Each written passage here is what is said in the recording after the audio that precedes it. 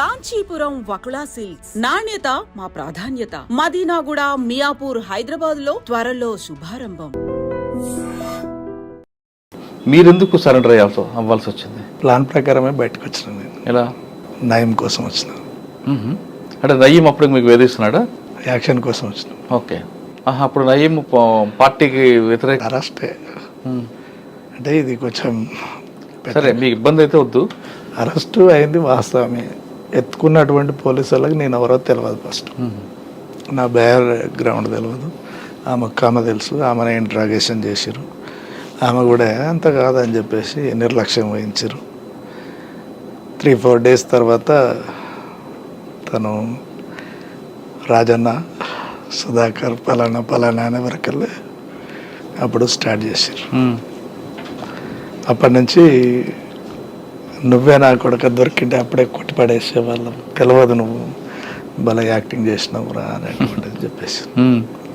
Srisailam tunnel work నడుస్తుంది. అప్పుడు levy కోసం వచ్చిన, వాస్తవంగా వచ్చిన లెవీ. అక్కడ ఉన్నటువంటి కాంట్రాక్టర్ లెవీ ఇవ్వాలి. ఫస్ట్ టర్మ్ తీసుకెళ్ళినా నేనే. తీసుకెళ్ళి ఎవరికి ఇవ్వాలి? రాష్ట్ర కమిటీ ఉంది అప్పుడు వాళ్ళ.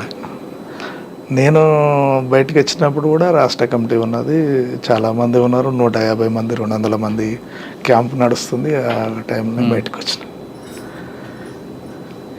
తీసుకెళ్ళి కొట్టేకాడి కొట్టి వదిలేసిరు. పూరా లోపలికి పోమని వదిలిపెట్టారు హైదరాబాద్లో. శ్రీశైలం నుంచి కర్నూలు నుంచి హైదరాబాద్ నుంచి ఉప్పల్ రింగ్ రోడ్లో దిగిన. ఎటు పోవాలి, పార్టీలో పోమని అంటాడు, పోయేది లేదు. ఎట్లాగో ఫాలో అవుతారు అనేటువంటిది ఒకటి ఉండే, అంచనా ఉండే. ఓకే, మీరు సరెండర్ అయ్యారు, ఒక ప్లాన్గా వచ్చారు. నయీంని ఎందుకు మీరు టార్గెట్ చేశారు? అంటే పార్టీకి వ్యతిరేకంగా ఆయన చేస్తున్న కార్యక్రమాలలో? అవును, దానికోసమే. మరి ఎప్పుడు సరెండర్ అయ్యి సైలెంట్గా ఉన్న తర్వాత సర్జనర్ దగ్గర సరెండర్ చూపించారు.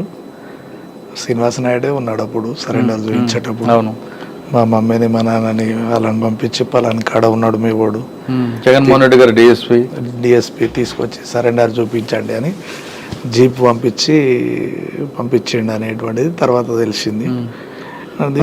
ఓకే, మీరు నయీంని ఎందుకు టార్గెట్ చేశారు? అది చెప్తా.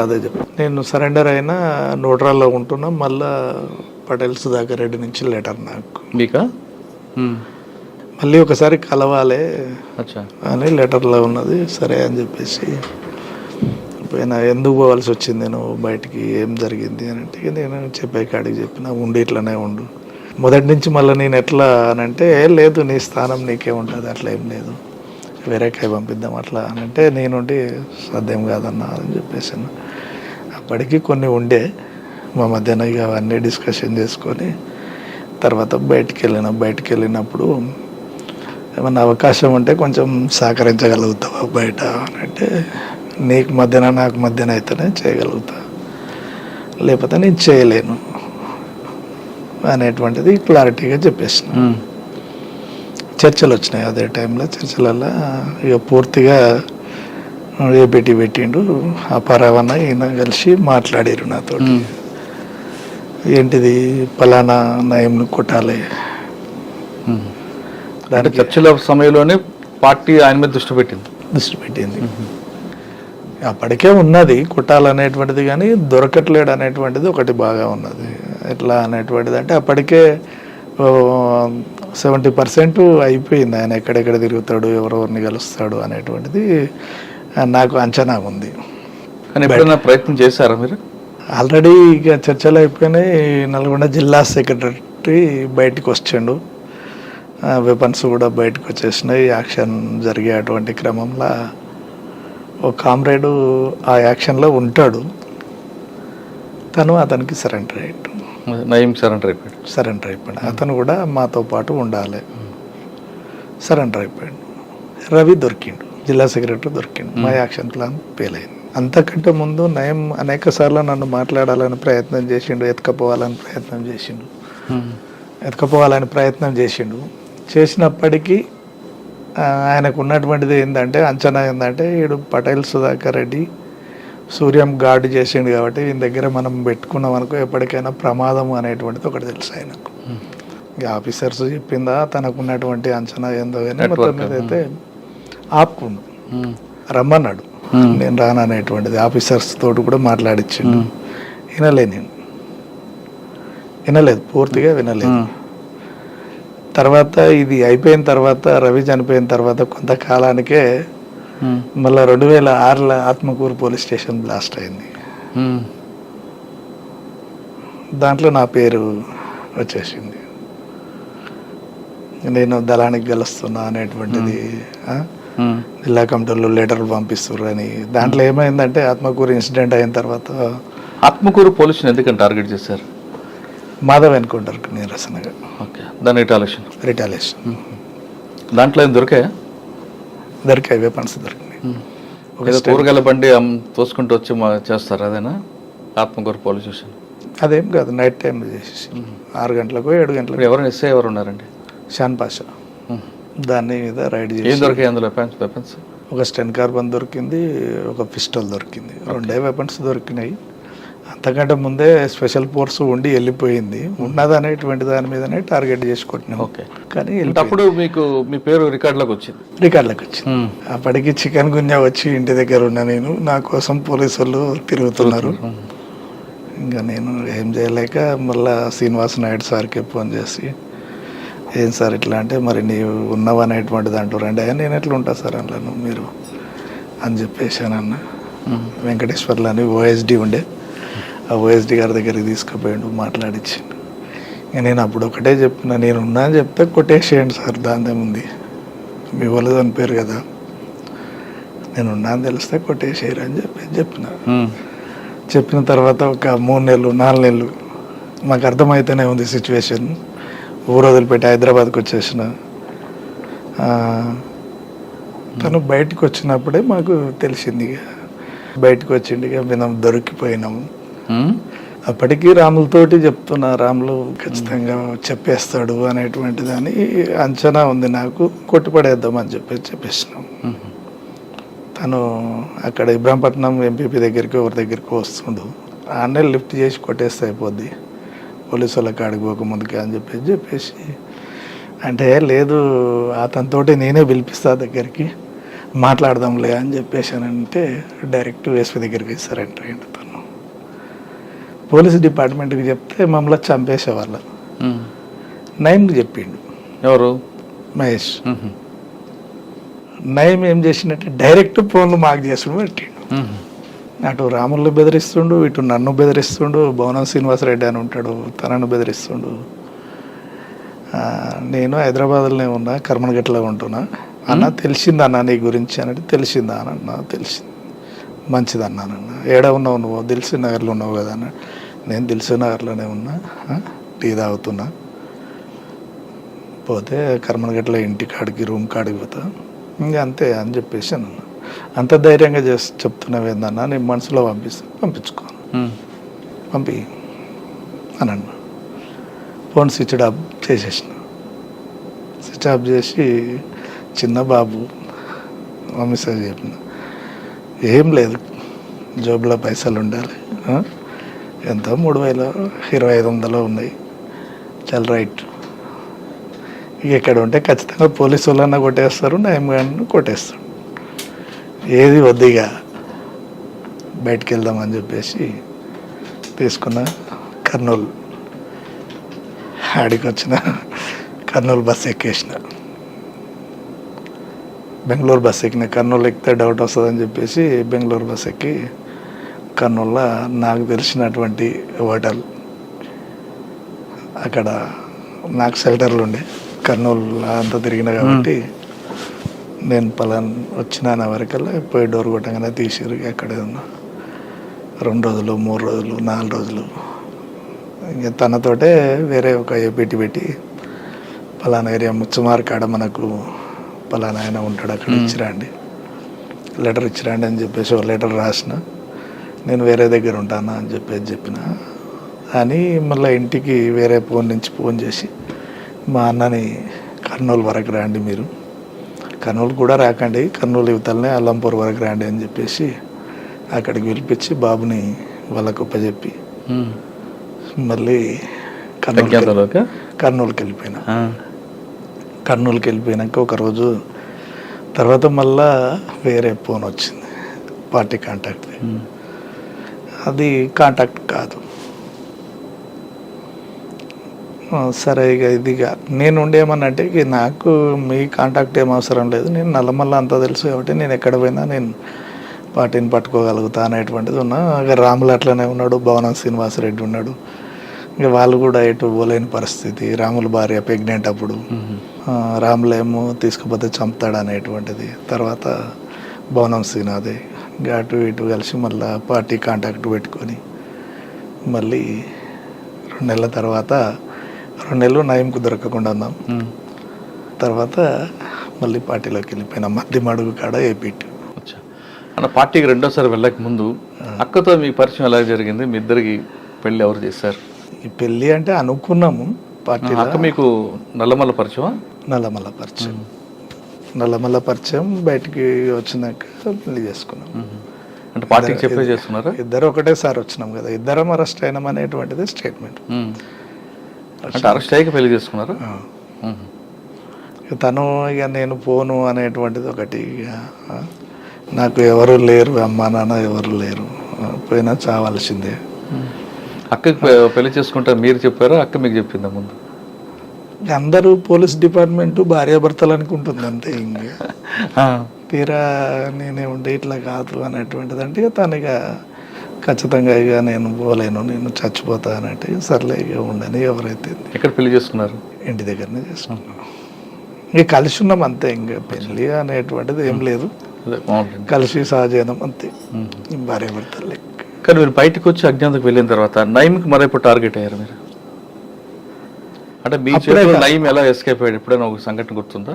అంటే ఇక మేము టీం ఫామ్ కాలేదు మాది, రవితోటే జిల్లా సెక్రటరీ తోటే బ్రేక్ అయింది. కానీ కొంతమంది పోలీసులు మిమ్మల్ని కానీ లేదా మిమ్మల్ని పర్టికులర్గా తీసుకెళ్ళి నయీంకి హ్యాండ్ ఓవర్ చేసే సంఘటన జరిగింది. నేను సెకండ్ సరెండర్ అయినప్పుడు ఎస్పీ ఆఫీస్కే ఫోన్ వచ్చింది. ఎవరో ఇక్కడ నల్గొండ విజయ్ కుమార్ సార్ ఉన్నాడు. విజయ్ కుమార్ సార్? నేను ఇంకా మీడియా ముందుకు పోలేదు, ఎవరో ఒక ఆఫీసర్ వచ్చి ఇచ్చిండు, నాకు అంత పరిచయం లేదు. ఫోన్ మీకు ఇచ్చాడు? ఫోన్ మాట్లాడానంటే మాట్లాడమనంటే నేనుండి మాట్లాడినా. అన్న బాగున్నావా అనే, వచ్చినావా, ఇంకా ముక్కలు చేస్తానంటే సరే మంచిది చేసుకోండి, చేయండి పర్వాలేదు అనేటువంటిది అని అన్న. తర్వాత మీకు ఎప్పుడు ఎదురుపడలేదా? ఎదురు పడలేదు నాకు. నేను ఇంకోటి ఏంటంటే అనేక సార్లు ఫోన్లు వచ్చినాయి, నేను రెస్పాండ్ ఇవ్వలేదు. మీడియాకు కూడా చెప్పలేదు, నేను మీడియాకు కూడా చెప్పలేదు, కూడా ఎక్కువ చెప్పలేదు. ఆయన బయటకు వచ్చాక ఖచ్చితంగా మిమ్మల్ని టార్గెట్ చేయాలి, చంపడం కోసం అయితే చస్తాడు అనేటువంటిది తెలుసు. చంపగలగాడు, ఏం లేకున్నా నిరాయుధంగా ఉన్నా చంపుతాడు వాడు అనేటువంటిది తెలుసు. ఒకవేళ నయీం మీ మీద అటాక్ చేశాడు అనుకుంటే అప్పట్లో మీరు ఎలాగ దాన్ని చేయగలుగుతాం? ఎలా రిమూవ్ చేయగలుగుతాం? అంటే ఆయన రాడు కదా, మిమ్మల్ని ఏదో రకంగా ట్రాప్ చేస్తాడు, తీసుకెళ్ళి ఆయన హ్యాండ్ ఓవర్ చేస్తారు. అర్థమవుతుంది కదా మనకు, మనం ఇప్పుడు మన వైపు ఎవరున్నారు, ఏం చేస్తారు అనేటువంటిది క్లారిటీగా ఒక క్లారిటీ ఉంటుంది. అంటే కొత్త పరిచయాలు ఎక్కడి అనేటువంటిది. ఇంకోటి దరిదాపు కూడా తనతోటి పరిచయాలు ఉన్నటువంటి వ్యక్తులను కూడా నేను అవాయిడ్ చేసేది. ఓకే. అంటే నయీం మీద మీకు ఆల్రెడీ ఒక అభిప్రాయం ఉంది, ఆయన బెదిరింపులు ఇవన్నీ కూడా. ఆయన ఎన్కౌంటర్ అయిన తర్వాత మీకు ఏమనిపించింది? ఎప్పటికైనా చావాల్సిన వాడే అనిపించింది. మా చేతిలో చచ్చేటోడు ఎక్కడో చచ్చింది కదా అనేటువంటిది కొంత మిగిలి ఉండే. రెండోసారి అరెస్ట్ అయ్యి బయటకు వచ్చిన తర్వాత మీకు మీ జీవన విధానం ఎలాగెళ్ళింది? పార్టీ వైపు వెళ్దాం అనుకున్నారా, లేదు ప్రసాదంగా అక్కతో బాబు మీ ఫ్యామిలీ ఏదో ఉండాలి? సెకండ్ పోయినప్పుడు ఇక రాను అనేటువంటి కాన్సెప్ట్ తోటే వెళ్ళినా నేను వాస్తవంగా. అప్పటికి ఇక మనం ఫస్ట్ వచ్చి తప్పు చేసినాం అనేటువంటిది ఒకటి. పోయిన తర్వాత కూడా పార్టీ అంతే రిసీవ్ చేసుకోవడం రెండవది. మనం వచ్చిన తర్వాత కులవృత్తిని నమ్ముకొని నేను పనిచేసుకోవడం జరిగింది. ఓకే. మాది వడ్డెర క్యాస్ట్, బండ కొట్టుకుంటా బతికినాను. అది జనాలలో ఒక పేరు పడిపోయింది, తను ఏం చేయలేడు అనేటువంటిది. పోలీస్ ఆఫీసర్లకు కూడా వీడు అంతే పని చేసుకొని బతుకుతాడు, ఇంట్లో ఏలు పెట్టాడు అనేటువంటిది ఒకటి. చాలా మంది మాజీలు, చాలా మందిని కాదు కొంతమంది మాజీలు బయట రాగానే మాజీ అనే ఒక కార్డు తగిలించుకుని సెటిల్మెంట్లు చేస్తుంటారు. మరి మీరు అటువైపు వెళ్లకుండా మళ్ళా కులవృత్తిని ఎంచుకొని ప్రశాంత జీవితం ఎందుకు చేస్తున్నారు? అది ఈజీ కదా. నేను నేర్చుకున్నటువంటిది అది. నేను కామ్రేడ్ సూర్యం దగ్గర నేర్చుకున్నటువంటిది అది నాకు మంచిగా అనిపించింది. ఏం చెప్పారు కామ్రేడ్ సూర్యం? చేత కాకపోతే సపోర్ట్ చేయకుండా, కానీ ఉద్యమానికి నష్టం చేయొద్దు, ప్రజలకు నష్టం చేయొద్దు. అంటే కోట్లు ఉన్నటువంటి వాడు అదే అన్నం తింటాడు, మనం అంతే తింటాం. పూరి గుడిసెలు ఉన్నటువంటి వ్యక్తి అన్ని గంటలే నిద్రపోతుండు, బిల్డింగ్లో ఉన్నటువంటి వ్యక్తి అంతే నిద్రపోతుండు.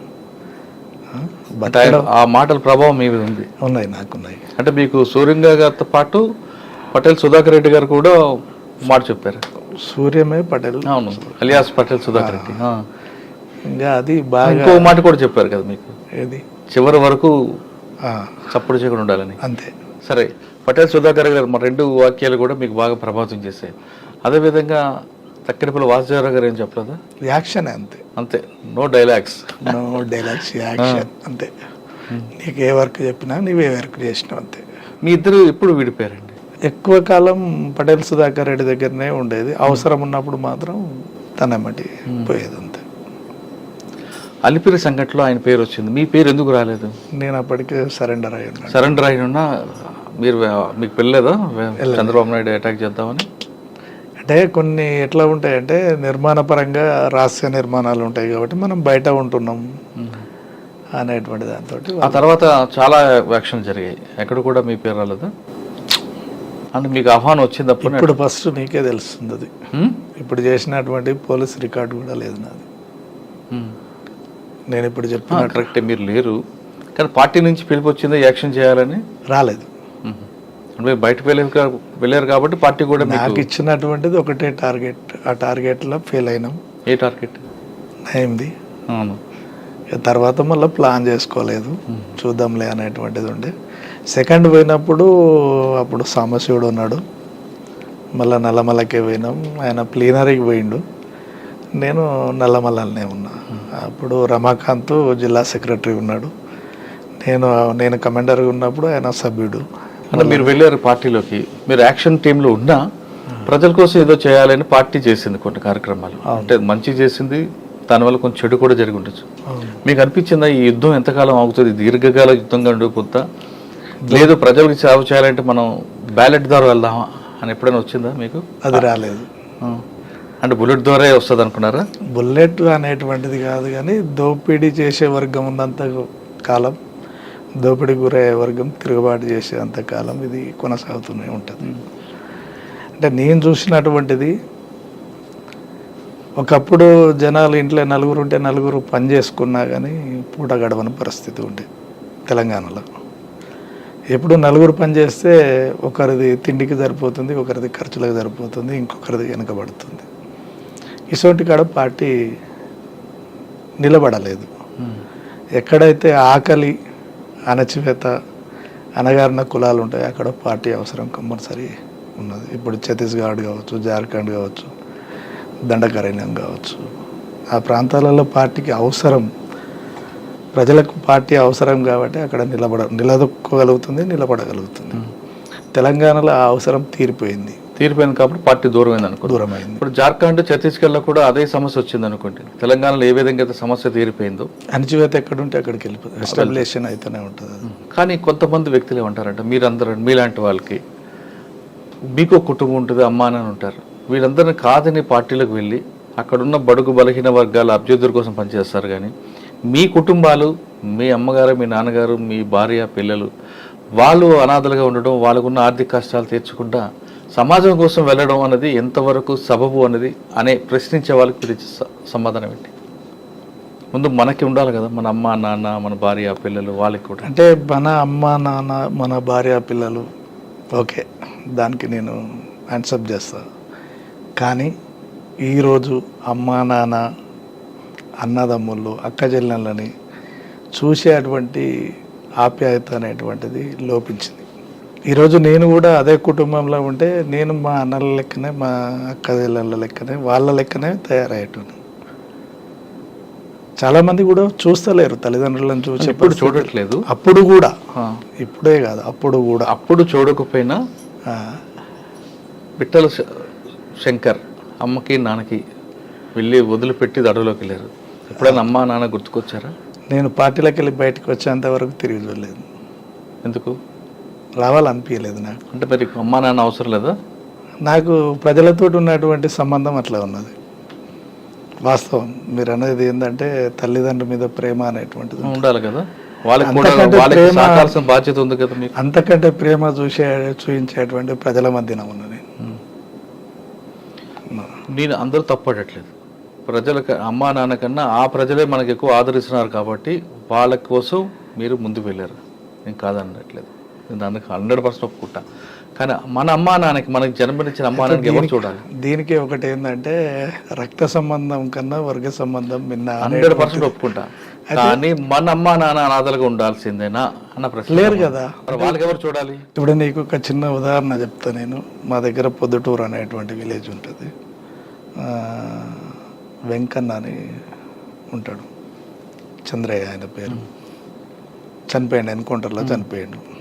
తను వాళ్ళ కుటుంబంలో 3 అక్కజనులలో ఏమో ఉంటారు. 2 ఒక తమ్ముడు ఉంటాడు, తమ్ముడు ఎడ్డి ఆయనే. అమ్మ ఉండేది, నాన్న ఉండేది, ఒక చెల్లె ఎడ్డామని, ఒక అక్క పెళ్ళి అయింది. తను ఆర్ఎంపీగా చేస్తుండేవాడు భువనగిరిలోనే. ఏమో కుటుంబాన్ని పోషించడం కోసమే ఆయన ఉండేది. వాళ్ళ వృత్తిపరంగా సాకలోళ్ళు వాళ్ళు. వాళ్ళ అమ్మ ఇళ్ళు తిరిగి అడుక్కొచ్చినటువంటి అన్నాన్ని మిగిలితే దళానికి పెట్టేది. దళానికి పెట్టినందుకు కొట్టిరాళ్ళు. ఈయనని పోలీస్ స్టేషన్లో పెట్టి కొట్టాడు. కొడితే తను ఏం చేయలేని పరిస్థితిలో దళంలోకి వెళ్ళిపోయింది. అప్పుడు పార్టీ కూడా ఆలోచించింది, నువ్వు ఒక్కనివే ఉన్నావు కదా, మళ్ళీ వస్తే ఎట్లా ఏంటంటే, నాకంటే అనేక మంది ఉన్నారు, అసలు పిల్లలు లేనటువంటి వాళ్ళు ఎంతోమంది ఉన్నారు, మనం ఉండి కూడా ఉద్ధరించేది ఏముంది ఇక్కడ అనేటువంటి కాన్సెప్ట్ తోటి ఆయన బయటకు పార్టీలోకి వచ్చిండు. చివరి వరకు కూడా పార్టీలోనే చనిపోయాడు. తన తల్లి చనిపోయినా, ఎవరు చనిపోయినా కానీ ప్రజలే దానం చేశారు అక్కడ. అంటే ఈ కుటుంబానికి ప్రజలు చూపించినటువంటి ఆదరణ కూడా అంతే ఉంది. అవును, కాదనట్లేదు. విన్నావా? ఇంకన్నా ఉద్యమంలో ఉన్నాడు. ఉద్యమంలో ఉన్నప్పుడే కూడా ఆ ఇంటికాడ బియ్యం లేవంటే కూడా తను వండుకునేటువంటి బియ్యంలోకి వెళ్ళి పావుషేరు పెట్టి ఆ కుటుంబాన్ని నడిపించారు. ఎవరు? ప్రజలు. ప్రజలు ఆదరిస్తారు. ఒక మావోయిస్ట్ పార్టీ కానీ పీపుల్స్ వారి కుటుంబాలను కానీ ఆదరిస్తారు, ఖచ్చితంగా హక్కున చేర్చుకుంటారు. ప్రజలు ఆదరిస్తున్నారు అనేది నేను కాదనట్లేదు. ప్రజల ఆదరణ ఉంది కాబట్టి పార్టీ మనుగడ నిలబడదు, రైట్? కానీ ప్రజల ఆదరణ మీద అమ్మానాన్ని విడిచిపెట్టి మనం వర్గం దీంట్లో వెళ్ళడం అనేది ఎంతవరకు సబబు అంటాను? సబబే. మీకు సబబే అంటారా? ఓకే, రైట్, దాంట్లో ఏం లేదు. అంటే మనకు జన్మనిచ్చిన అమ్మని నాన్నని ప్రజల మీద విడిచిపెట్టి మనం ప్రజల కోసం అడుగుబాటు పడతాం. సరే, ఆ విధంగా వెళ్ళారు. మీరు అనుకున్న లక్ష్యం సాధించారా? సాధించినామంటే కొన్ని మార్పులు అయితే చెందినాయి అని నాకు తృప్తి అయితే ఉందంటారు. ఉన్నది, రైట్. అంటే మేము పనిచేసినటువంటి ఏరియాలో నల్లమల్ల రివర్ మీద అనేక మంది పొట్ట చేత పట్టుకొని వచ్చినటువంటి వాళ్ళు ఉంటారు. చేపలు పట్టుకొని బతుకుతుంటారు. చేపల మార్కెట్ ఇలా 10 ఎంత 200-300 ఉంటే వాళ్ళకి 10 రూపాయల కేజీ 20 రూపాయల కేజీ ఇచ్చి నిలువు దోపిడీ చేస్తుండేవాళ్ళు షావుకారులు. గురుస్వామి అనేటువంటిది మీరు పేరునే ఉంటారు, పెంట్లవెల్లిలో పెద్ద కంపెనీ ఉంది, కర్ణాటక అతను ఆయన. అట్లాంటి వాళ్ళు చాలామంది ఉన్నారు. వాళ్ళందరినీ కూడా పిలిచి చేపల రేట్లు పెంచినాం. సరుకులు ఇక్కడి నుంచి పోయి ఒక రోజంతా పోయి సరుకులు మోసుకొచ్చుకునేటువంటి పరిస్థితి ఉండేది. నీకు చేపలు వేస్తారు కాబట్టి నువ్వు ఖచ్చితంగా సరుకులు వాళ్ళు ఏ తెమ్మంటే అవి తెచ్చియాలనేటువంటిది పెట్టినాం. సావుకారులు వలలు కానీ డబ్బులు కానీ ఇచ్చి ఎమ్మటెమ్మటే కట్ చేసుకునేవాళ్ళు. అట్లా కాకుండా వారానికి ఇంత కట్ చేసుకోవాలనేటువంటిది. చేపల రేట్లు పెంచడం, వాళ్ళకు నిత్యావసర వస్తువులు తెచ్చియడం, వాళ్ళు బాగోలేకపోతే హాస్పిటల్లోకి తీసుకుపోవడం, ఇవన్నీ కూడా చేయించినాం. ఆ సాటిస్ఫాక్షన్ ఉంది. అది ఉన్నంతకాలం మమ్మల్ని కాపాడుకోగలిగారు జనాలు. కరెక్టే. కానీ మరి ఇప్పుడు ఎందుకు పార్టీకి ప్రజలు దూరం అయ్యారు? పార్టీ అవసరం లేదంటారు ఇప్పుడు? పార్టీ ప్రజలు ఏం దూరం కాలేదు. పార్టీ ఇక్కడ అవసరం లేదనే బయటికి వెళ్ళింది. దాడులు అనేటువంటిది పోలీసు దాడి ఏం చేసిరంటే ఫస్ట్ ప్లేన్ ఏరియాలో కొట్టేసింది. అంటే గ్రామాలలో తిరిగేటువంటి ఇన్సెల్టర్ తీసుకునేటువంటి దళాల మీద దాడులు చేసింది. తర్వాత చిన్న క్రమేపీ ఏ దళం అయితే వీక్ ఉంటుందో ఆ దళాల మీద దాడులు చేసింది.